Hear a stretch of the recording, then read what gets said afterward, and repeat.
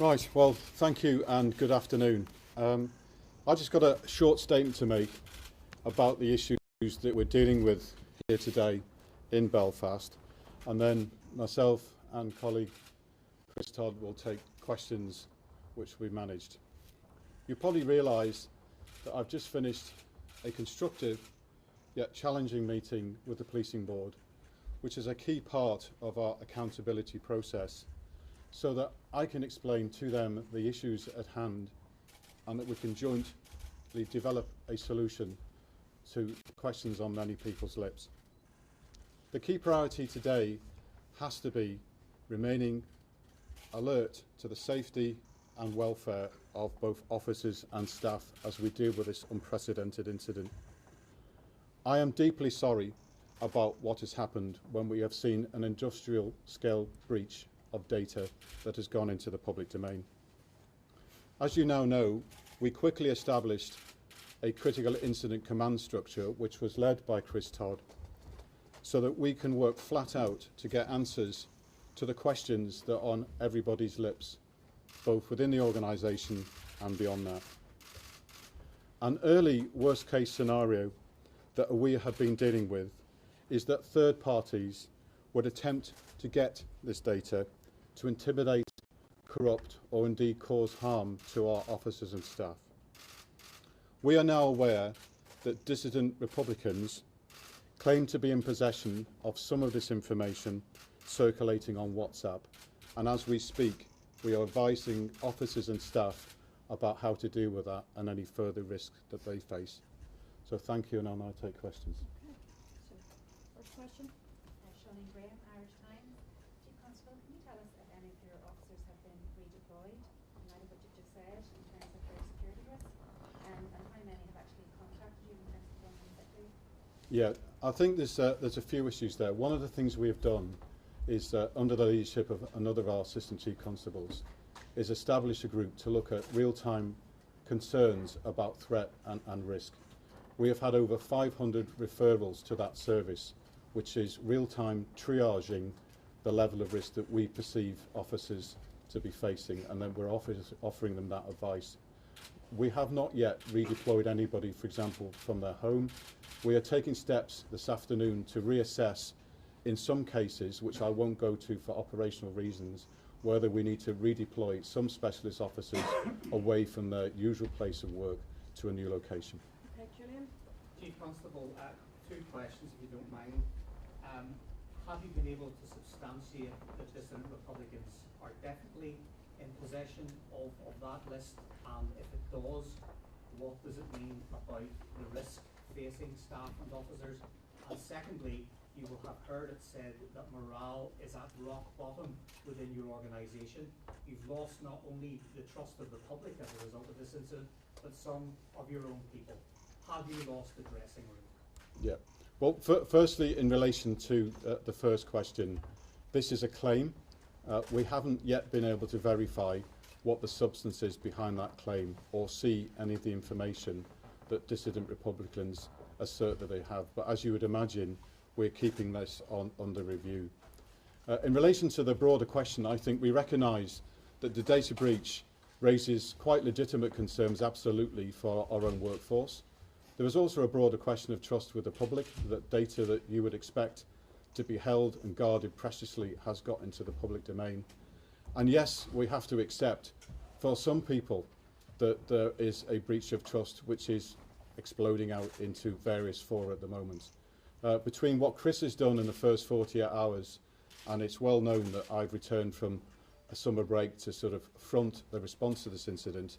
For example, I've been in active conversation with Ian Kelly from the Police Federation, and indeed when we leave here today, Chris and I will be meeting both the Federation and a range of staff associations, trade unions and networks to listen to their concerns, to reassure them about what they're doing and stay in touch with the mood and tempo of the organisation.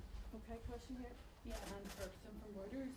I'm just wondering what your assessment is regarding the security threat that this poses to staff, and what costs may be associated. Has anybody been asked to be rehoused, or do you anticipate that's going to happen? Yeah, we haven't rehoused anybody yet, and the general issue of cost, if you look at it at the moment, as we assess we're dealing with, we're dealing with human consequences, we're dealing with reputational consequences, and at some point there may well be a financial hit in this, whether we have to update systems, we have to pay compensation, or indeed you're aware that the Information Commissioner themselves are investigating the breach and they have powers to impose fines, but we have not rehoused anybody at the moment. Question in the middle. Claudia Savage from PA. Chief Constable, are you able to confirm that there were surnames of people affiliated with MI5 among the data breach, and if measures have been taken to protect those individuals? Yeah, we're not going into specific people for operational reasons, but we have assessed the whole list to see where people would feel themselves vulnerable or we would assess the vulnerable. So, for example, you can well imagine that if you take someone like me who is also on the list, I'm a sort of a well-known sort of civic figure and I have to sort of deal with that in the way that's appropriate. There are other people that might have unusual surnames that would stand out quickly, that could lead to a risk of early identification, particularly if there's something called jigsaw analysis, where people try to overlay other bits of information to try and identify somebody. We're absolutely alert to that risk, so we're in pretty much round-the-clock dialogue with the workforce to give them advice, for example, to come off social media, to hand back in this information if it is on a WhatsApp group, because we all know that it might not just be your colleagues in that WhatsApp group, so we need to protect what's already there and keep this whole issue under careful review over the coming days. Okay, Belfast Live. Sorry, Regarding the July 6th that breach in the laptop was stolen, when was the Information Commissioner involved as well? I'll ask Trish to pick up on that. Yes, so that incident, as you say, we believe happened on the 6th of July. It was brought to my attention as the Senior Information Risk Owner for the organisation on the 27th of July, and it's at that point that we informed the Information Commissioner. Why was there such a gap between that? That's part of an ongoing investigation. It is something that we need to understand better, and we have processes in place to understand that. Okay, UTV. Chief Constable, in terms of mitigating all of this, are you confident that processes have now been put in place that this could not happen again? And secondly, in terms of accountability, you've obviously been in front of the policing board today. The buck ultimately stops with you in the organisation. Are you considering your position in all of this? Yeah, well, firstly, through the work that Chris has done in the last 48 hours, from what we understand has caused the breach, we have taken immediate steps to remedy that. So in effect, in future, nothing else will be issued on a spreadsheet and will go in a PDF format so that it can't link to another part of information.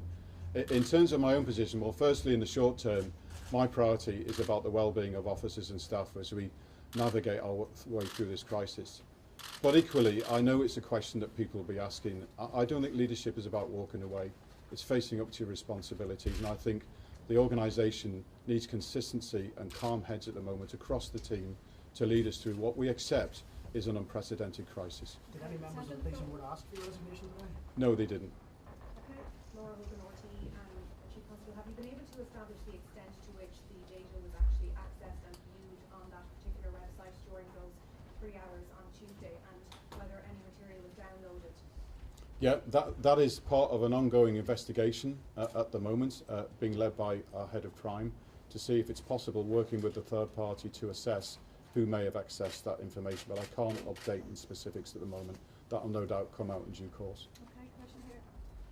Jim McKay, Inky Radio. Chief Constable, given that you've talked about morale being low within forces and both in the public opinion, do you believe you're the man to gain that confidence in your staff and the public's ability, the PSNI's ability to handle this sensitive level of data? Yes, I do. I mean, clearly this is a serious and grave crisis, but I don't think at the moment you add anything to the remedy of the crisis by me or anyone else walking away from the challenges we face. Leadership is about dealing with difficult issues and difficult problems. There'll be a debate to come about how this issue could have been foreseen. I know from the work that Chris does on a daily basis in terms of his general responsibility that we have quite robust governance and assurance and policy frameworks, but despite all the checks and balances, this unprecedented breach has still happened, and that's why we need to understand the whats and whys and how do we prevent this in future.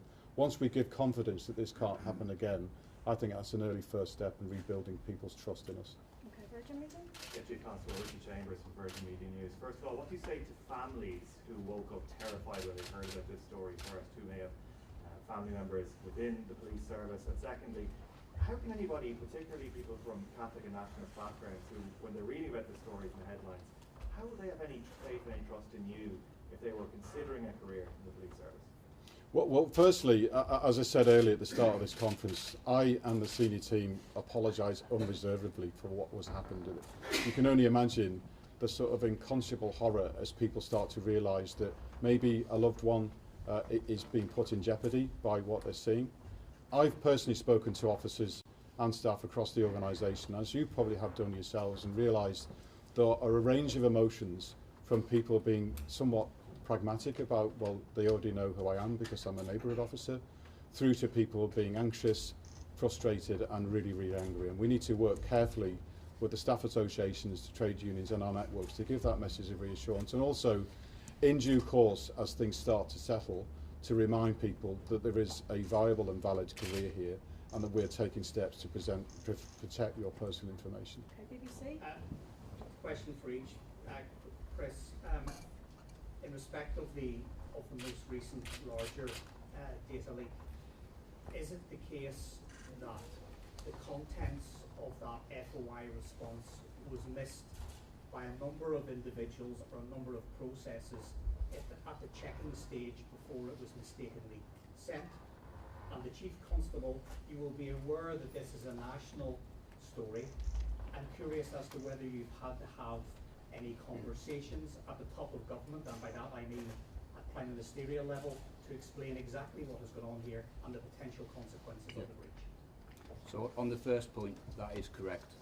So this has passed through the hands of a number of individuals within the organisation, so we're alive to the fact that this is effectively a systems process that we need to rectify, and that's exactly what we're looking at. And we will say how many people or how many stages?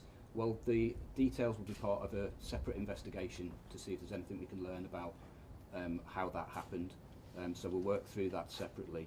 But we have identified that there is an issue in the system, the process. We've put in place measures to rectify that with immediate effect. And we've also initiated an end-to-end review independently, and we're working with the policing board to establish that as soon as possible. I think in relation to the second question, my Deputy Chief Constable, Mark Hamilton, has been actively engaged in the last 24 hours with conversations with partners here in GB to try and assess some of the scale and the risk. And you have imagined, although he has not spoken personally to the Prime Minister, that senior levels of government are engaged in understanding and supporting a resolution to this problem. I have personally spoken to the Secretary of State yesterday to give him a brief, and we are in active contact with government officials and ministers. Okay, Q Radio again. Chief Constable, you mentioned a possibility of financial ramifications for the PSNI for this. You've talked in the past in recent months about financial pressures that PSNI is under. How much more of a burden does this add to the situation? Well, this is the very early stages of a unique set of circumstances, and I think, to be quite honest, it's far too early to say. We have to make some assumptions that we are liable to financial penalty, either from the regulator or indeed from officers making a claim about the breach of their personal data. But to try and speculate yet about quantum, it's too early. Okay, Amanda. Can I ask, has anyone been disciplined as yet? Anyone involved in sending the first data leak of the 10,000 names, but also the equipment that was left in the private vehicle, and also 200 officers' names were in that July 6th incident? Was anybody else's data on the laptop or taken away? Yeah. Well, firstly, for everyone's information, in relation to the laptop and the police radio that have been, we think, been stolen, we have means of wiping those devices remotely. And you will also be aware that laptops are protected by passwords, so that we are quite confident that any information on those two devices would not be accessible by a third party. And we've got two separate issues here. We've got the breach and the theft of information that happened a few weeks ago now up in Newton Abbey, as well as the more immediate things. And as Chris has said, we have to respect due process now. There is a huge amount of scrutiny on a small number of individuals in relation to this matter, and those issues are being dealt with in the spirit you'd imagine in terms of the regulatory process that we have to adopt when we suspect misconduct. Chris, in respect of the July incident, I know you said that you were informed on July 27th. Can you offer any kind of explanation whatsoever as to why 3 weeks passed before informing more than 200 staff that their data had been compromised? What are the protocols around carrying such information in private vehicles, and what was the rank of the officer involved? Well, to clarify, the information came through to our security unit on the 27th, and then I dealt with it immediately after that as soon as it came to my attention as CSIRO, and then we informed the ICO. The gap in between is part of an ongoing investigation. It's not clear, to be frank, at the moment as to why there was a delay, and that is of concern to me, and that is something we will be looking very closely at. In terms of the individual concerned, I have to respect the rights of them because they are involved in the process, and I'm not in a position to give any personal information about them out at the moment. What about carrying it in the car? Well, there are circumstances when it is acceptable. We have officers on call 24/7, as you can imagine, so we won't rule anything out or anything in at the moment. That will all form part of the investigation. Okay, RT, and is it still the case that the PSNI is attributing this to human error? Are there any supports being put in place for the one individual perhaps, or a small number of people who may be feeling the weight of this data breach on their shoulders? Sorry, go on. Sorry, in relation to the larger data breach, the term human error was used in the early days, I think, because it was helpful to differentiate between the possibility of some kind of compromise of our systems externally. In some ways that's misleading because, as I said before, there's a systemic failure here. We've been looking at our processes. The individuals who've been involved in this process, obviously there's a huge pressure on them, and we need to be very careful and considerate to their welfare. They're getting full support. They are, of course, part of the data breach as well, and the concerns for us all really are primarily around the impact on our people and their families, and we really need to do everything we can to support them. Okay, UTV? Just to clarify, in terms of the laptop, is it still outstanding along with the police radio? It hasn't been recovered, and secondly, do you believe it was a targeted theft, or was it a chance theft that someone broke into that vehicle and just happened upon these documents? Yeah, we haven't recovered the stolen property. I know there's speculation about how and why it may have been stolen, but as Chris has said, we're now in an investigation which is in its early stages, and we can't confirm much else at the moment. Okay, folks, thank you very much. Thanks for your time. Thank you.